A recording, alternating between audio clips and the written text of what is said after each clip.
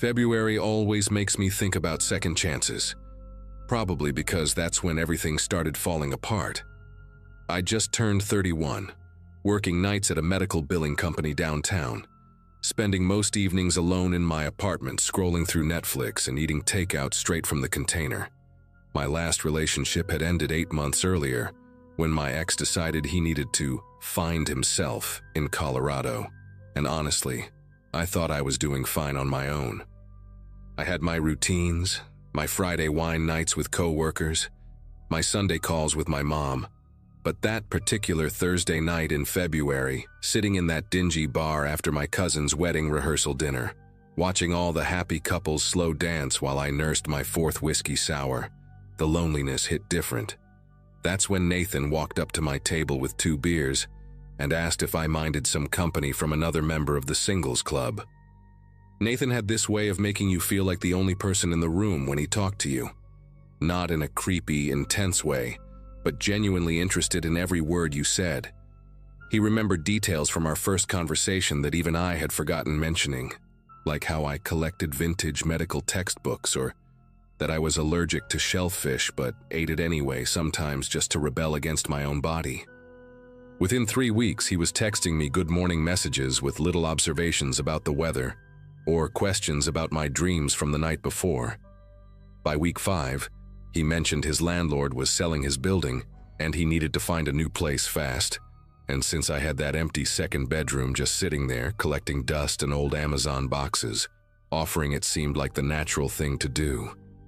My friend Kimberly raised an eyebrow when I told her, but Nathan had already shown me his pay stubs from his remote IT job, and the extra $800 a month would help me finally pay off my student loans. Moving day happened on a Saturday, and Nathan showed up with just 3 suitcases and a desktop computer, which seemed refreshingly simple compared to my ex who had owned 17 different kitchen gadgets he never used. He cooked dinner that first night, some elaborate pasta dish with homemade sauce that had been simmering since noon, and we ended up talking until 3 in the morning about everything from our worst job interviews to our irrational fears. Mine was dying alone in my apartment and being found weeks later by the smell. His was people discovering he wasn't as smart as they thought he was. We laughed about how morbid we both were, and when he asked if I wanted to share my Netflix password so he could add his shows to my list, it felt like such a small, practical thing. 2 days later, he suggested we share my Amazon Prime account too, just to save money, and then my Spotify family plan because why pay for 2 subscriptions when we lived in the same place? At first, the comments about my friends seemed protective, even sweet in a twisted way. When Kimberly called Nathan creepy after meeting him at my birthday dinner, he spent an hour analyzing her failed relationships and pointing out how she projected her trust issues onto others. When my coworker Ben started texting me about a new project, Nathan casually mentioned how Ben always found excuses to message female colleagues after hours. Wasn't that interesting? He never told me to stop talking to anyone, just planted these little observations that made me second-guess every interaction. He'd read my texts over my shoulder while I was cooking, not in an obvious way, just standing close enough that I could feel his breath on my neck, asking innocent questions about inside jokes or old stories. One night he borrowed my phone to order takeout because his was dead, and afterward, I noticed he'd gone through my photo albums, hearting random pictures from years ago, leaving his digital fingerprints all over my memories. The banking thing started so innocently, I actually thought it was my idea. We were splitting groceries one evening, and I was struggling with my banking app, trying to send him $37 for his half of the Chinese food. Nathan watched me enter my password wrong twice, laughing at how I always mixed up the last 4 digits, and then offered to just handle our shared expenses through my account to make things easier. He'd transfer his portion once a month, no hassle with constant Venmo requests. He helped me set up the autopay for utilities from my checking account, memorizing my login in the process because he was just better with numbers than I was. By April, he was checking my balance for me while I drove, telling me when I could afford to splurge on concert tickets or when I should skip the Target run. He'd joke about my shopping habits, calling me his little debt collector because of all the medical bills I processed at work, while simultaneously questioning every purchase I made that he hadn't approved first. 6 months in, that Thursday in August, everything shifted into something darker, though the buildup had been so gradual I'd missed all the warning signs. I came home early from work with a migraine and found Nathan in my bedroom, not his, sitting at my desk with my laptop open, his external hard drive plugged in, copying files with the focus of a surgeon.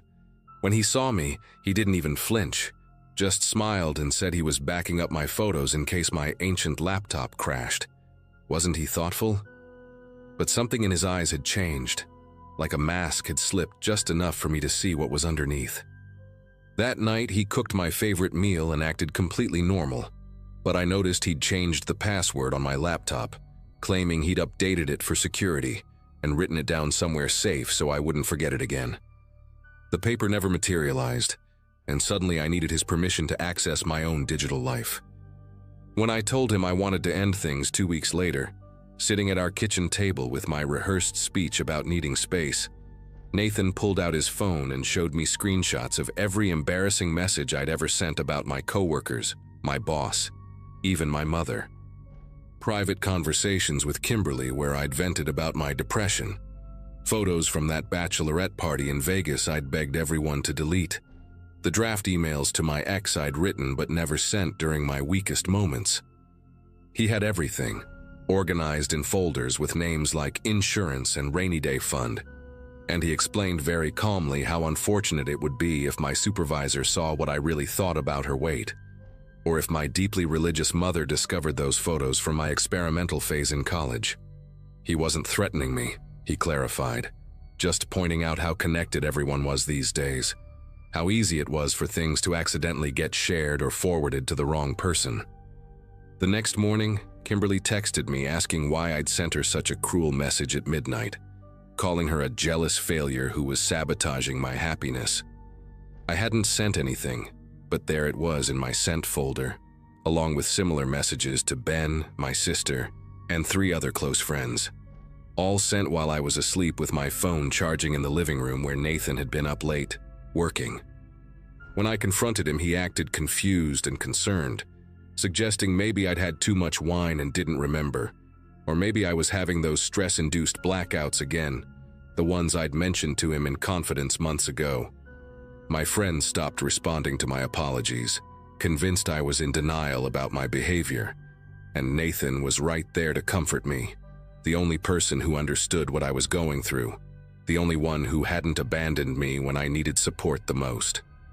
By September, my credit cards started getting declined, even though I knew I'd paid them.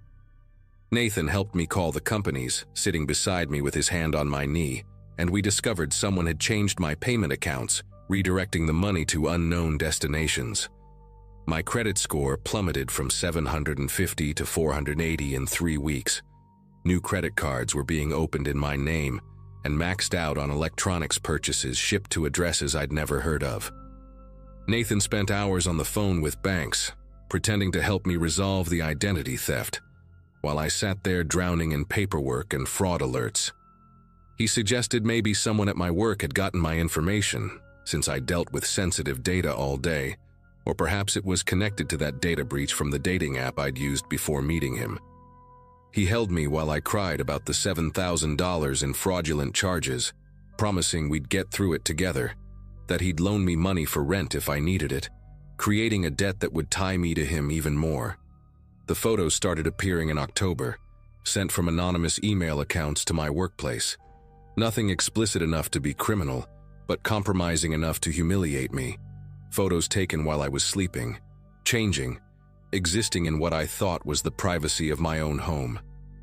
Photos I didn't even know existed, tagged with comments about my body, my habits, my vulnerabilities.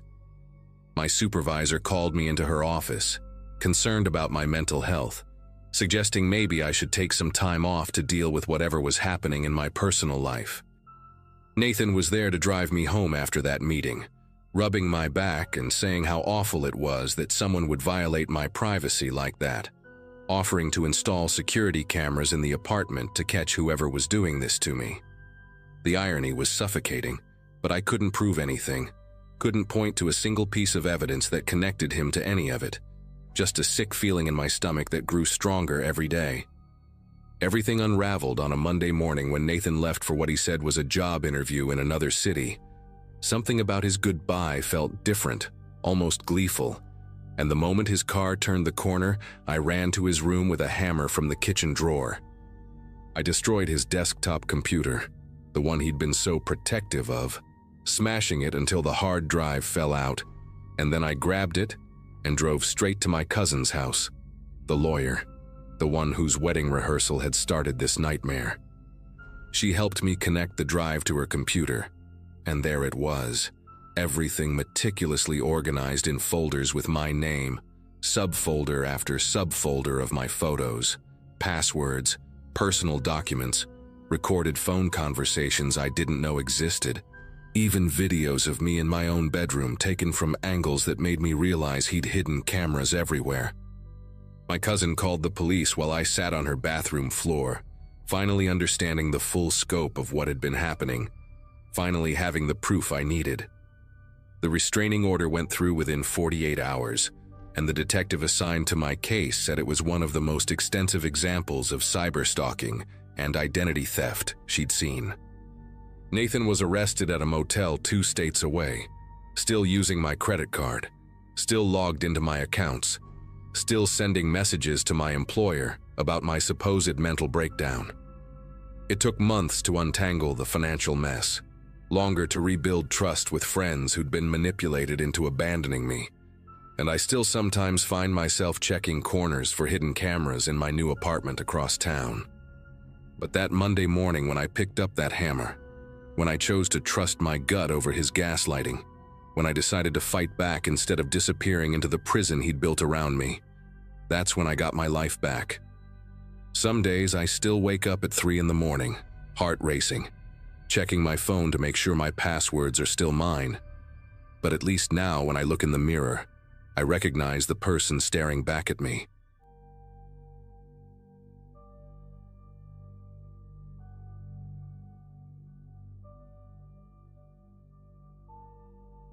My son Brandon kept talking about this gaming headset all his friends had. The kind with LED lights that changed colors and surround sound that supposedly made you feel like you were inside the game. 11 is such a weird age for birthdays. They want to be teenagers but still get excited about cake and presents like little kids.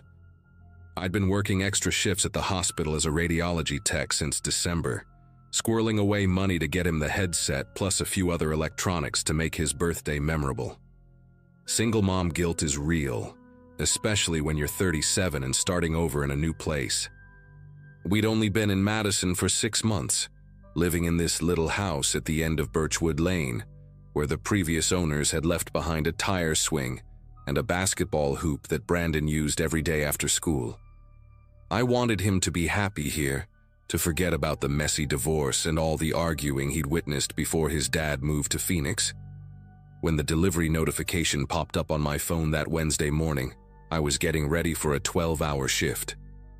Brandon was at school, and I knew the package would be sitting on our porch all day, so I texted my neighbor Gloria to ask if she could grab it for me. She was retired, always home, and had been nothing but sweet to us since we moved in. But when I got home that evening, exhausted and ready to hide Brandon's gifts, Gloria told me the strangest thing had happened. The delivery driver had knocked on her door, asking specifically about me, wanting to know if I was home and when I usually got back from work. He'd said there was some issue with the package that needed my signature, even though I'd never requested signature confirmation. Gloria, bless her heart, didn't tell him anything and just said I'd handle it when I got home, but she mentioned he seemed oddly insistent, even waiting in his truck for about 10 minutes after delivering the package before finally leaving. I didn't think much of it at first, honestly. Delivery drivers deal with hundreds of packages and maybe there really had been some confusion with the order. But then Friday came, and I was homesick with a stomach bug that had been going around the hospital. Brandon was at school, and I was curled up on the couch in my pajamas, drinking ginger tea and watching mindless reality TV, when the doorbell rang around 2 in the afternoon. Through the peephole, I saw the same delivery truck from Wednesday, which I only recognized because it had this distinctive dent on the side panel and a faded company logo that looked like it had been pressure washed too many times. The driver was standing there holding a small package, rocking back and forth on his heels like he was nervous or excited about something. I opened the door just enough to peek out with the chain still on, and he immediately smiled this huge smile, like we were old friends reuniting. He was probably mid-40s, average height, with thinning brown hair and these pale blue eyes that never seemed to blink enough. "Hey there, Catherine," he said, even though I'd never told him my name and my packages were always addressed to Kay Sullivan for safety reasons. "Got another delivery for you, but the system's showing some issues with your account. Mind if I come in for just a second to sort it out?" His foot was already positioned close to the door, and he kept glancing past me into the house, trying to see inside. I told him I wasn't feeling well and to just leave the package on the porch, but he insisted it needed a signature and started asking if Brandon was home, mentioning that he'd seen a basketball hoop out back and wondered if my son played for any local teams. That's when every alarm bell in my head started going off. I told him firmly to leave the package or take it back to the distribution center, then closed and locked the door while he was still talking. Through the window, I watched him stand on my porch for another 5 minutes, walking around to peer through different windows, even going so far as to cup his hands against the glass of my living room window. He eventually left, but not before walking completely around my house, and I saw him take pictures of my backyard with his phone. I immediately called the delivery company to file a complaint, but they said they had no record of any delivery scheduled for my address that day. They also claimed that none of their drivers matched the description I gave, and the truck number I'd memorized from the side didn't exist in their system. Saturday morning, things got worse. Brandon had spent the night at his friend Justin's house for a sleepover, which I was grateful for in hindsight. Around 6 in the morning, I heard something outside my bedroom window, a scratching sound like branches against the siding, except we didn't have any trees on that side of the house. When I carefully pulled back the curtain, I nearly screamed. The delivery driver was standing in my side yard pressed against the house, trying to jimmy open my bedroom window with what looked like a paint scraper. He was wearing regular clothes this time, jeans and a dark hoodie, but I recognized his face instantly. The second we made eye contact, he didn't run or look startled. Instead, he pressed his palm flat against the window and mouthed the words, "Just wanna talk," with this calm expression that made my whole body go cold with fear. I grabbed my phone to call 911, and only then did he back away, walking casually toward the street like he was just out for an early morning stroll. The police arrived within 10 minutes, but of course he was long gone by then. 2 officers, a young woman who looked fresh from the academy, and an older guy with a gray mustache who seemed to take everything I said with a grain of salt, walked around my property and took notes. They found fresh tool marks on 3 different windows and boot prints in the flower bed my landlord had just mulched. The younger officer seemed genuinely concerned and suggested I file for a restraining order, but the older one kept asking if maybe I'd had a disagreement with a delivery driver about a damaged package, or if I was sure I hadn't invited anyone over and forgotten. He actually asked if I was taking any medications that might affect my memory, which made me want to scream.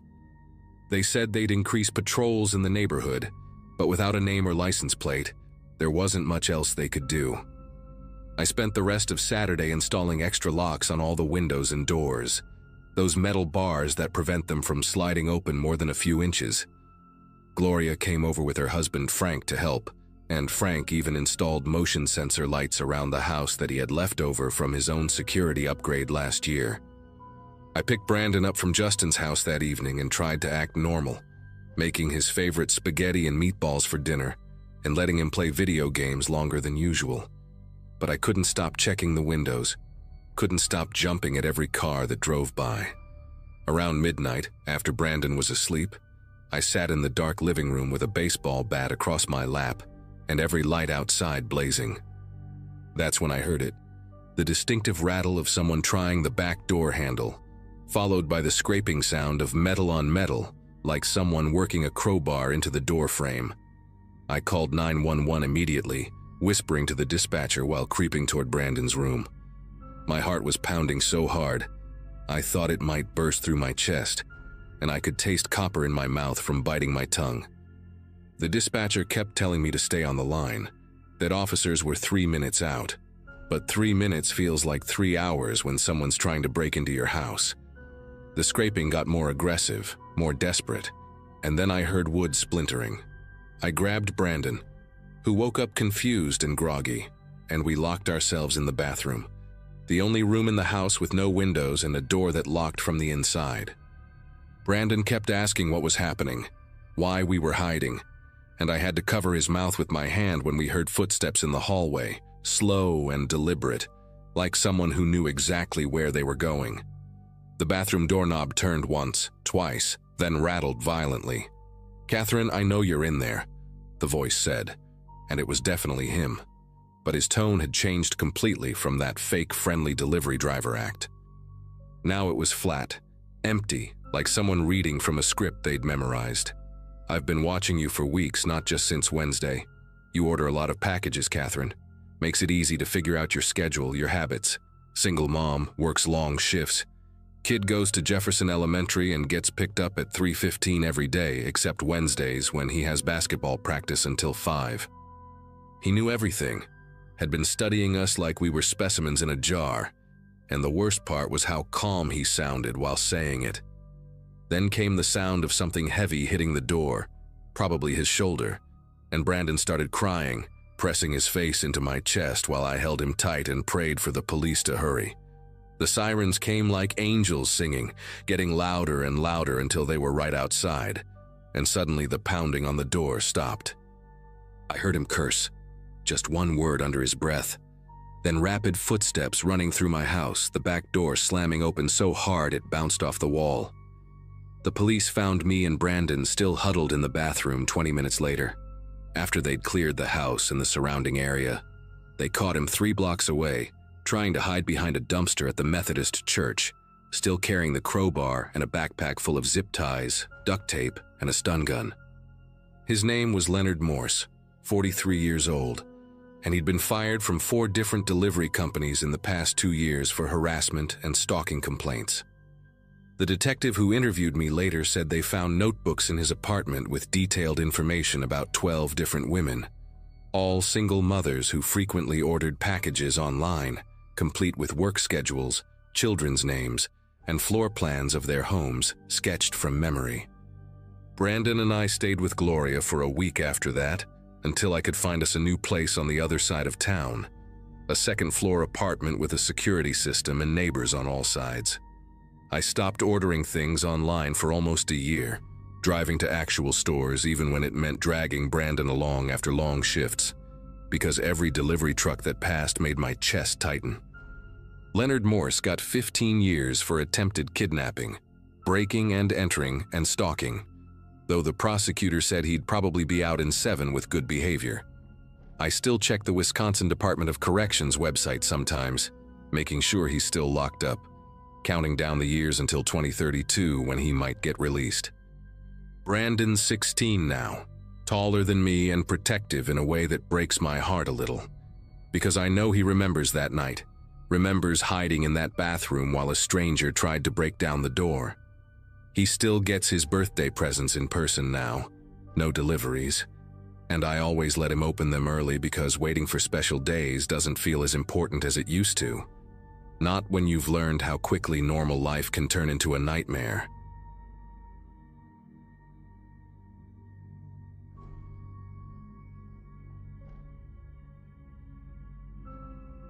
My roommate Craig had been nagging me about the dating apps for months, saying I needed to get back out there after Melissa and I split the previous fall. 29 and suddenly single after 6 years, I felt like I'd forgotten how to even talk to women who weren't already part of my established social circle. Craig kept his laptop open on the kitchen counter that Wednesday evening, showing me his matches while I heated up leftover Chinese food, telling me how easy it was, how he'd gone on 3 dates just that week. I downloaded the app mostly to shut him up, figuring I'd delete it after a few days of mindless swiping. My profile took all of 5 minutes to set up. 3 recent photos from a buddy's birthday party, a generic bio about liking craft beer and hiking, and my neighborhood listed as Lincoln Park even though technically I lived closer to Lakeview. Ashley appeared in my matches around 10 that night, after Craig had left to meet some girl at a wine bar downtown.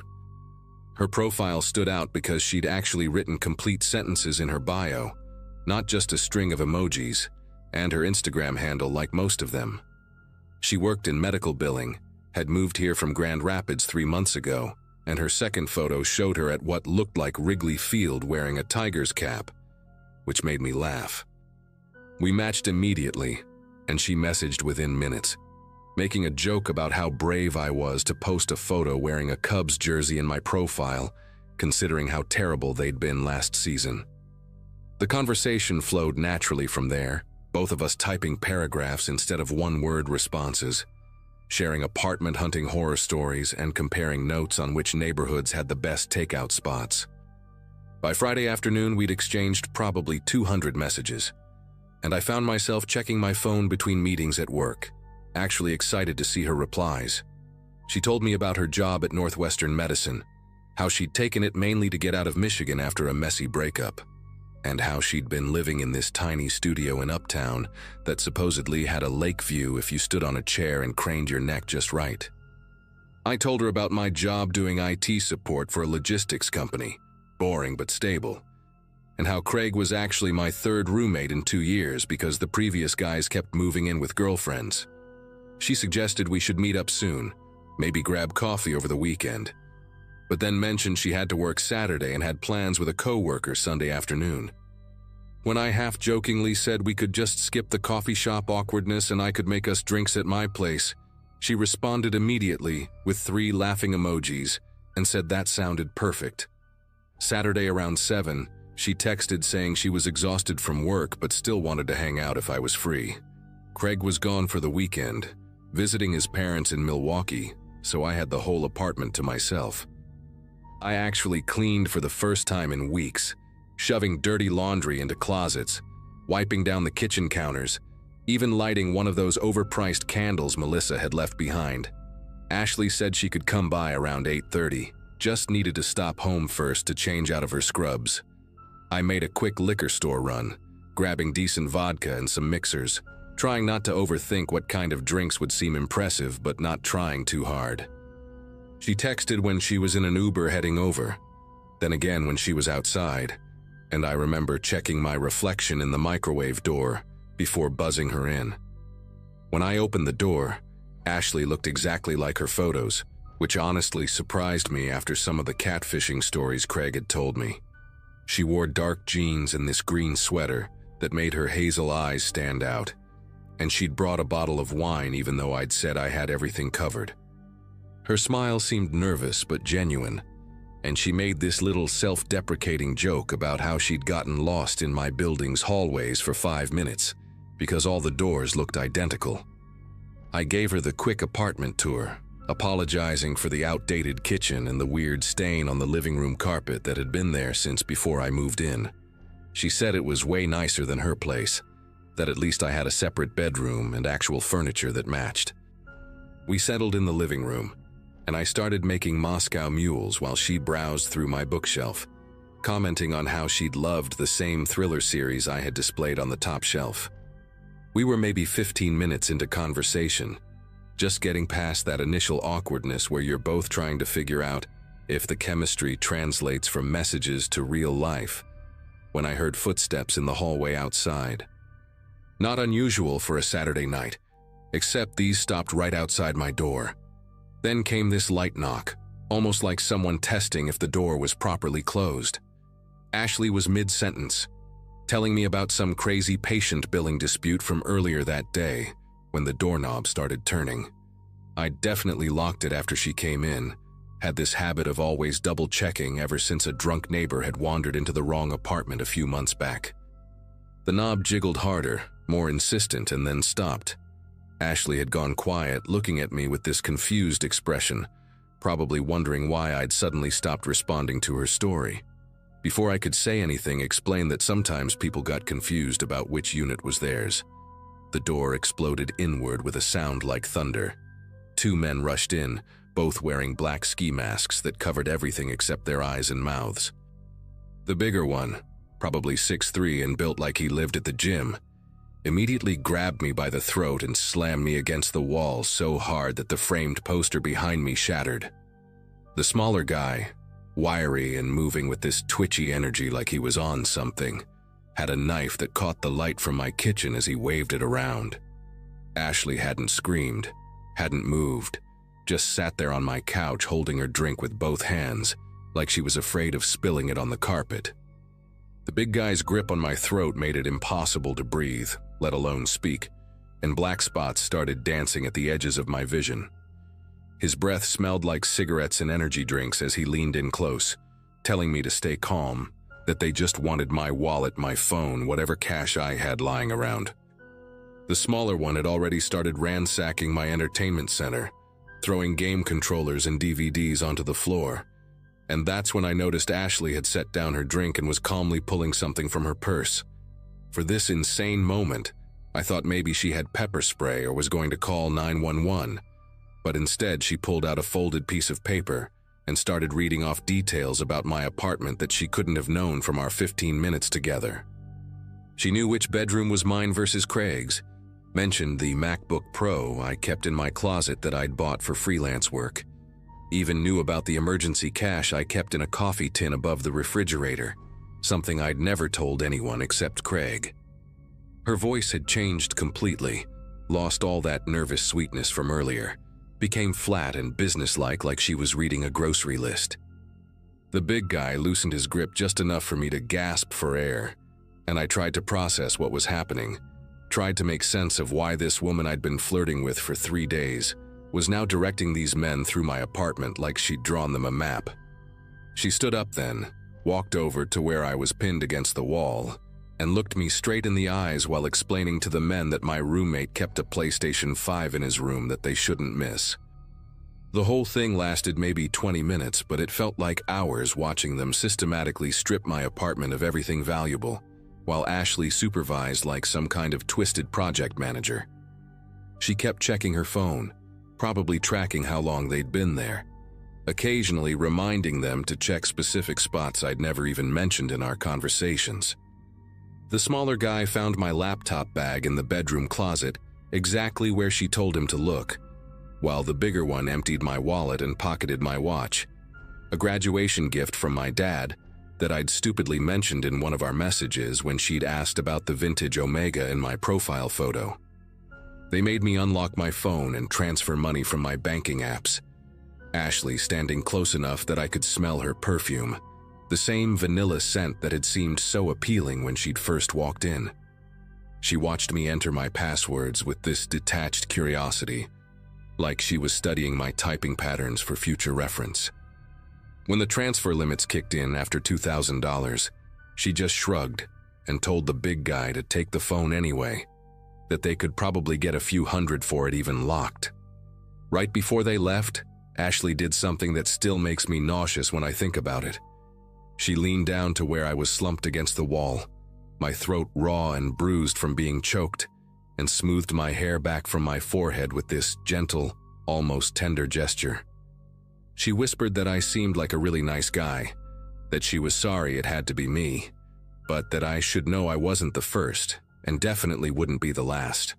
The two men were already at the door with trash bags full of my belongings, and she grabbed the bottle of wine she'd brought, saying something about how it would be a waste to leave it. Then she mentioned, almost as an afterthought, that I probably shouldn't bother calling the cops because Ashley wasn't even her real name, and good luck explaining to them how I'd invited a stranger from a dating app to my apartment after knowing her for 3 days. The smaller guy laughed at that, this high-pitched giggle that sounded unhinged, and then they were gone, leaving my door wide open to the hallway where I could hear my neighbor's TV playing some reality show, the laugh track feeling like mockery. I did call the cops anyway, once I could stand without the room spinning, once I'd managed to close and barricade my door with a kitchen chair because the lock was completely destroyed. 2 officers showed up about an hour later, a younger guy who kept calling me sir, and an older woman who looked like she'd heard this exact story 100 times before. They took photos of my bruised throat, documented what was stolen, and the woman officer asked me to show her Ashley's dating profile on my laptop. Except when I borrowed Craig's phone to check, the profile had already been deleted. All our messages, gone. Like she'd never existed at all. The officer just nodded, said this was the 4th case like this she'd seen this month. That these rings were getting more sophisticated, using real photos of women who had no idea their images were being used to catfish lonely guys into robbery setups. She gave me a case number, said a detective would follow up, but we both knew nothing would come of it. The younger officer tried to be encouraging, mentioned something about checking pawn shops for my electronics, but his partner shot him a look that shut him up quick. Craig came back Sunday night to find me sitting in our ransacked apartment with a baseball bat next to the couch, jumping every time someone walked past our door. I told him everything, showed him the police report, the bruises on my neck that had turned this sick purple-yellow color. He was furious, kept saying we should go to the media, post warnings on social media, do something to stop these people from doing this to anyone else. But what would I say? That I'd been stupid enough to invite a stranger to our apartment? That I'd been so desperate for connection that I'd ignored every safety rule I'd ever known? Craig helped me change the locks, install a doorbell camera, even got one of those doorstop alarms that screams if anyone tries to force the door. We told our friends I'd been mugged, which was easier than explaining the whole humiliating truth. The detective did call, once, said they'd found similar cases spanning 3 states, that the ring appeared to use multiple women and probably moved cities every few months. He suggested I keep an eye on my credit report, change all my passwords, all the stuff you do after identity theft. As if the stolen money and electronics were what kept me up at night, not the memory of Ashley's fingers in my hair, telling me I seemed nice. 6 months later, I still haven't been on a single date. Craig stopped asking about it after the 3rd time I had a panic attack when he suggested downloading a different app, one with better security features or video verification or whatever useless safeguards they advertise now. I work from home permanently now. Told my boss it was for productivity reasons, but really it's because I can't handle being in public spaces where I don't know everyone. Every brunette woman I see makes my chest tighten. Every vanilla perfume in the elevator sends me straight back to that Saturday night. My therapist says it's PTSD. That violation of trust creates deeper wounds than physical violence, that healing isn't linear. She keeps asking me to talk about how I felt when Ashley touched my hair, that moment of twisted intimacy in the middle of being robbed, but I can't explain it properly. How do you tell someone that the worst part wasn't the knife or the choking or losing thousands of dollars, but that for 3 days I'd genuinely believed someone wanted to know me, had stayed up texting until 3 in the morning, feeling like maybe I'd finally found something real. My sister's wedding happened last month, and I went alone, made up some story about how my girlfriend couldn't make it because of a work emergency. The lies come so easily now, little fiction band-aids over the truth that I'm too broken to trust anyone new. Sometimes I wonder if Ashley, or whatever her real name is, ever thinks about the guys she's destroyed. If she remembers our conversations about hiking trails we'd never visit, restaurants we'd never try, that stupid joke about the Cubs that made me think she actually gave a damn. The detective called one last time in September, said they'd arrested someone in Ohio who might be connected, but the woman they caught wasn't talking and looked nothing like Ashley's photos anyway. He said I might be called to testify if it went to trial, but we both knew I couldn't identify anyone except those eyes above the ski masks. I thanked him, deleted his number, tried to pretend that chapter was closed even though I still sleep with that baseball bat under my bed, still triple-check the locks, still feel my pulse race when my phone buzzes with any notification from an unknown number.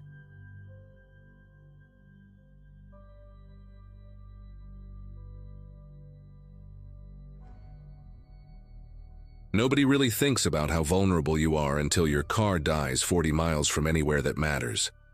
Mine gave up on a Tuesday night in February, just past 11, on that stretch of Highway 47 where cell towers become suggestions rather than guarantees.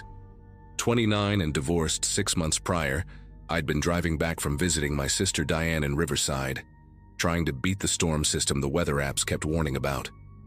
My Corolla had been making that grinding noise for weeks, the one my ex-husband used to say meant the transmission was going, but I kept putting off the mechanic visit because rent was due and groceries don't buy themselves. When the engine finally seized, all I could do was coast to the shoulder and watch the temperature gauge spike into the red, while something under the hood hissed like an angry cat. My phone showed 1 bar, sometimes 2 if I held it just right, and calling A meant sitting on hold for God knows how long with a connection that kept cutting out every 30 seconds. That's when I started searching for local towing services, scrolling through results that all seemed to be 30+ miles away.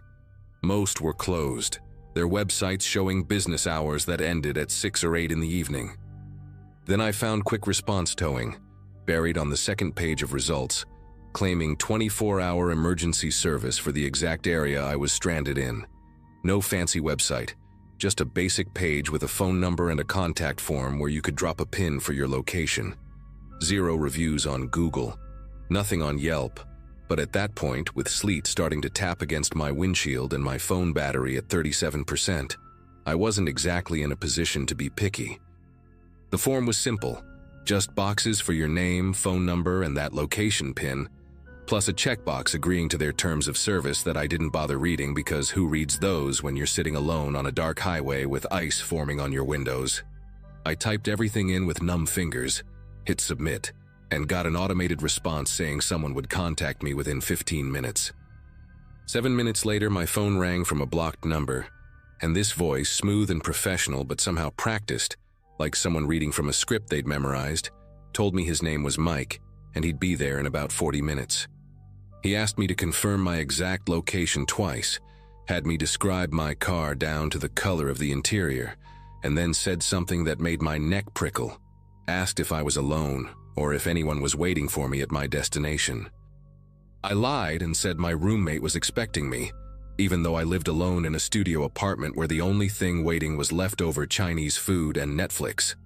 Mike just said, "Good to know," in this flat way that made me wonder why he'd asked in the first place, then told me to stay in my vehicle with the doors locked until he arrived, which seemed like obvious advice, but the way he said it sounded more like an instruction than a suggestion. After he hung up, I sat there watching the clock on my dashboard, which was the only thing still working properly, and noticed something weird about that website when I went back to look at it. The contact form was gone, replaced with just a message saying they were at capacity for the night. How could a 24-hour towing service be at capacity, and why would they remove the form right after I'd used it, like they didn't want anyone else finding them? 35 minutes passed before I saw headlights in my rearview mirror, high beams cutting through the sleet that had turned into proper snow by then, and my first thought was relief until I realized it wasn't a tow truck pulling up behind me. It was a white van, the kind contractors use.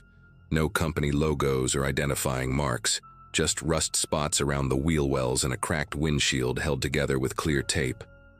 The driver's door opened and this guy stepped out wearing coveralls that might have been blue once, but were now the color of old motor oil, and he had one of those baseball caps pulled low enough that I couldn't see his eyes properly in the dark. He walked toward my car with this unhurried pace, carrying a toolbox in one hand and what looked like a Slim Jim in the other, and that's when I noticed he hadn't parked like a tow truck driver would, didn't angle his vehicle to protect mine from traffic, just stopped directly behind me, blocking me in.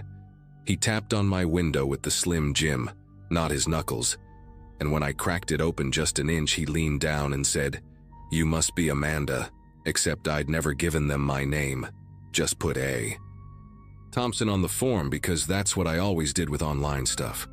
His breath smelled like coffee and cigarettes and something metallic, and up close I could see his eyes now, this pale gray color that didn't blink enough, just stared while he explained that the tow truck was meeting us at the shop because of the weather, that he was here to get my car started so I could follow him there.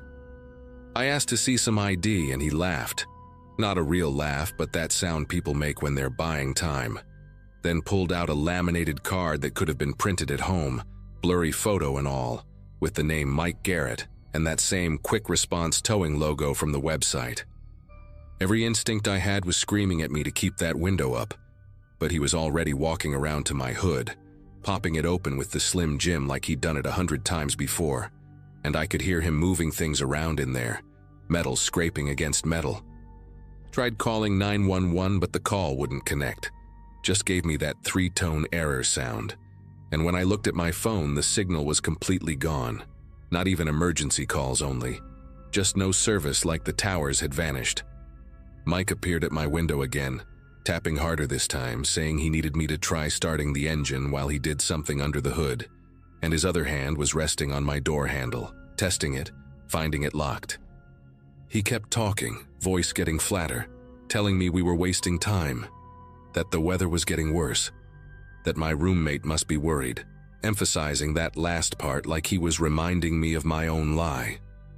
I turned the key just to make him step away from my door, and the engine actually turned over, sputtered, then caught, running rough but running.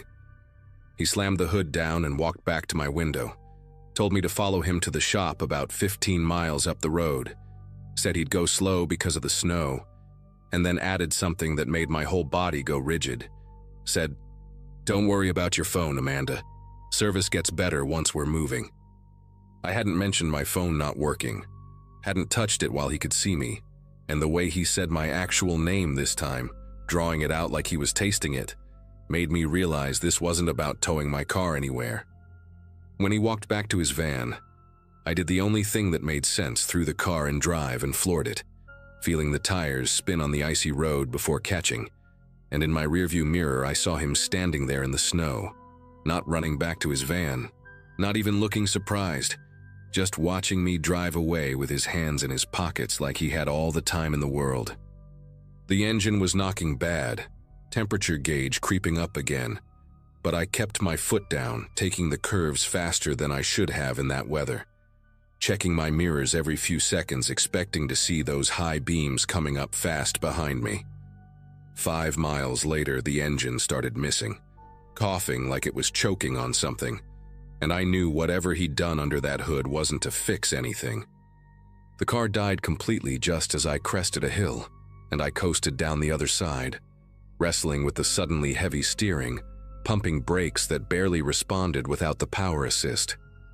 I managed to get it onto a pull-off near a cluster of trees, grabbed my purse and phone and started running through the snow toward what looked like lights in the distance. Maybe a gas station or rest stop, anything with people and working phones.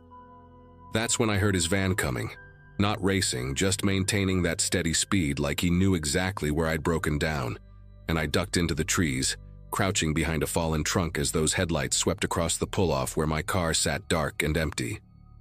He stopped, got out, walked around my Corolla twice, even opened the driver's door and looked inside, and I could see him clearly in the dome light, that same unhurried way of moving, checking his watch like he was keeping to some schedule.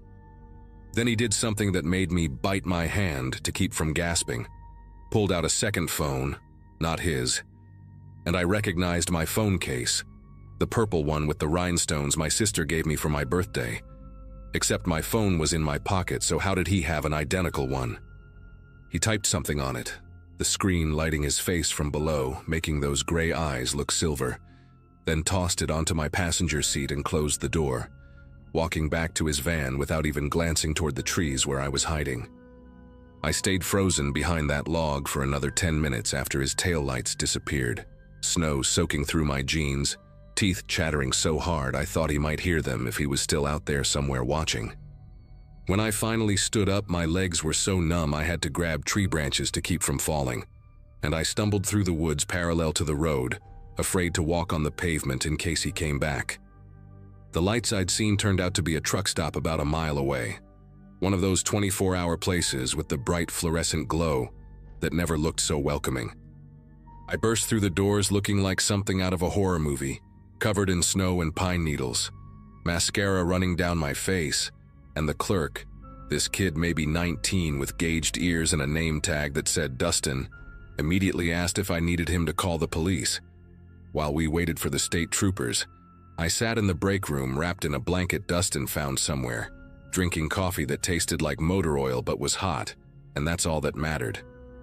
My phone suddenly had full bars again, and the missed calls started coming through, 17 of them, all from numbers I didn't recognize, all within the last hour.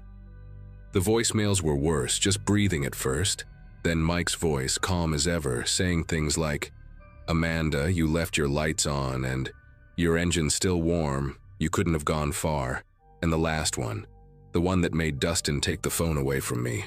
"Your roommate's worried, says you never came home. Maybe we should file a missing persons report." The trooper who showed up, Officer Reeves, took my statement while his partner drove out to check on my car.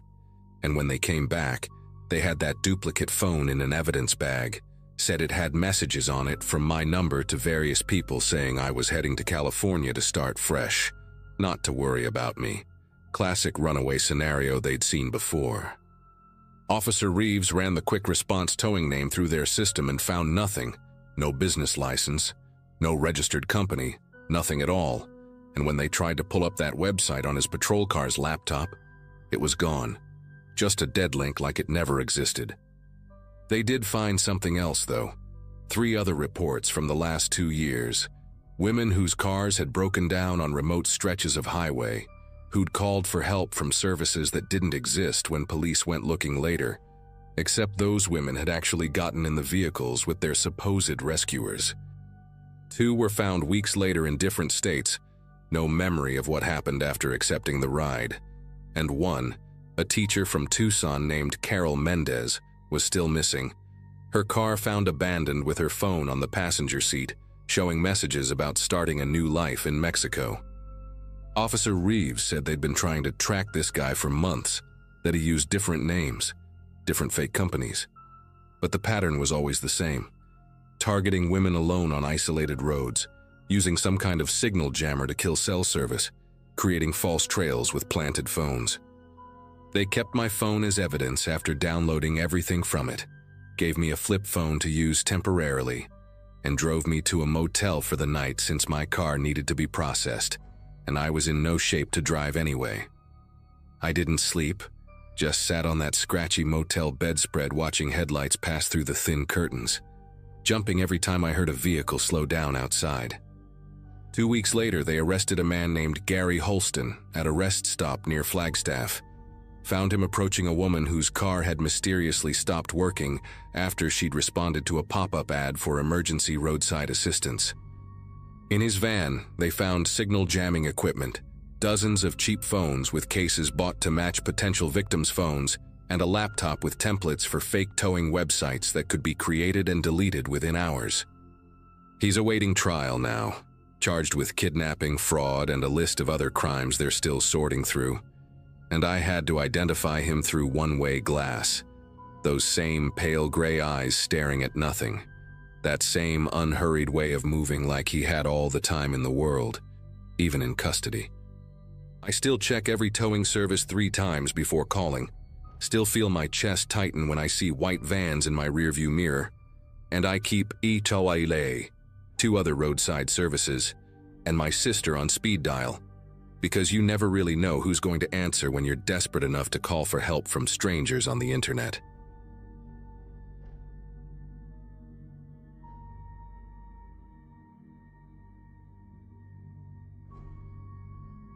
February in Pennsylvania gets dark around 5:30, but that particular Friday, I didn't leave the warehouse until almost 11.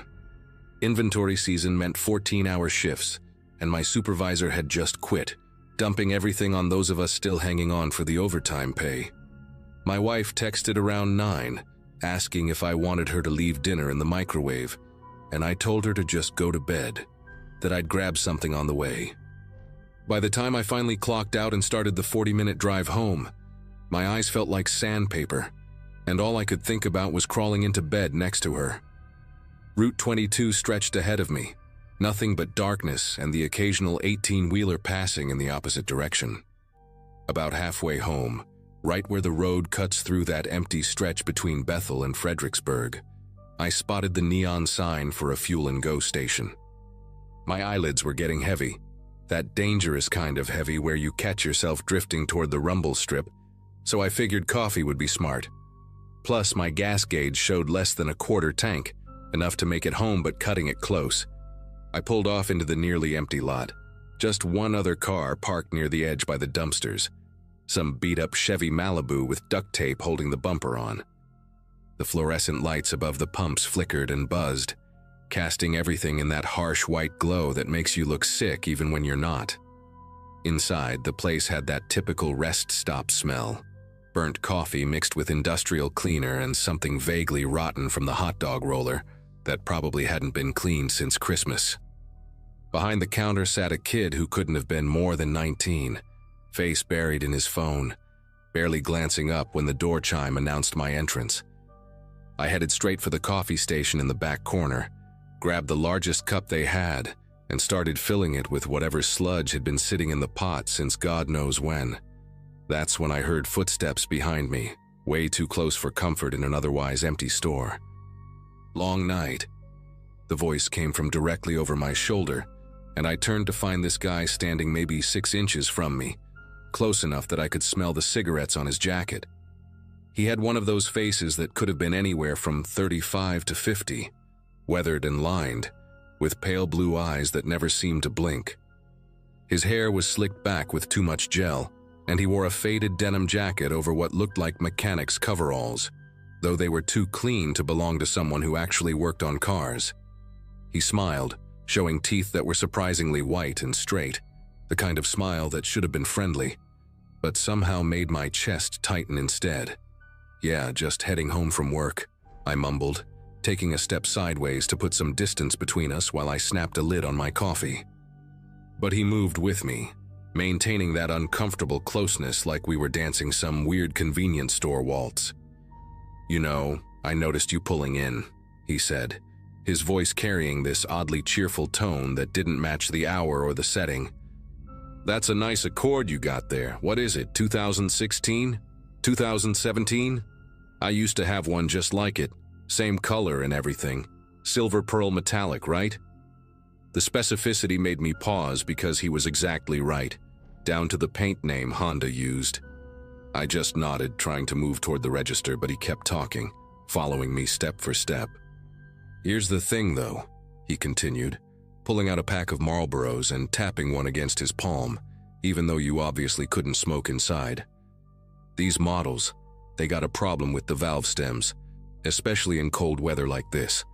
The rubber degrades, starts letting air out real slow, so slow you don't even notice until boom, you got a flat on the highway doing 70. Happened to my cousin just last month. Rolled his car right into a drainage ditch out near Harrisburg. They had to cut him out with the jaws of life." He shook his head like he was personally devastated by this story. "Hey, when's the last time you had someone check those stems? Because I'm telling you, brother, driving on Route 22 this late with bad valve stems, that's just asking for trouble." I paid for my coffee while he kept rambling about tire pressure and road safety, the kid behind the counter never once looking up from his phone during the entire transaction. The stranger followed me right to the door, still talking, and when I pushed it open, he grabbed the handle from behind me. "Let me take a quick look at those tires for you," he said, already moving toward my car before I could respond. "Won't take but a second, and then you'll know for sure you're safe to drive home." Come on, what's 30 seconds if it saves your life? Something about the way he said that last part, the way his voice dropped just a fraction, made me want to get in my car and leave immediately. But he was already crouched by my front driver's side tire, running his hands along the rubber like he was reading Braille. "See, look at this," he called out, waving me over with one hand while the other stayed pressed against the tire. "Feel right here. You can actually feel where the rubber's starting to separate from the stem. That's classic cold weather damage. And this one too." He moved to the rear tire, making a clicking sound with his tongue. "Man, all 4 of these are accidents waiting to happen. Good thing you stopped here tonight, real lucky if you ask me." He stood up, wiping his hands on his coveralls, even though they hadn't gotten dirty, and gave me that unsettling smile again. "Tell you what, I got a repair kit in my car, professional grade stuff from when I worked at a shop in Allentown. Let me grab it. I'll check the pressure and seal those stems right up for you. Won't charge you anything. just helping out a fellow driver. Before I could tell him no thanks, he was already jogging toward that beat-up Malibu, keys jingling in his hand. I stood there in the cold, coffee getting lukewarm in my hand, watching him pop his trunk and start rummaging around. The smart move would have been to get in my car right then and drive away, but something kept me frozen in place. Maybe just social conditioning about not being rude to someone trying to help. He came back carrying a red toolbox that looked brand new, not a scratch or dent on it, which seemed odd for something supposedly from his mechanic days. "This'll just take a few minutes," he said, kneeling back down by my front tire. "Why don't you go inside where it's warm? Maybe grab yourself a snack or something. No point in both of us freezing out here." That's when I heard it. A soft hissing sound coming from my rear passenger tire. I walked around to look, and my heart started hammering against my ribs.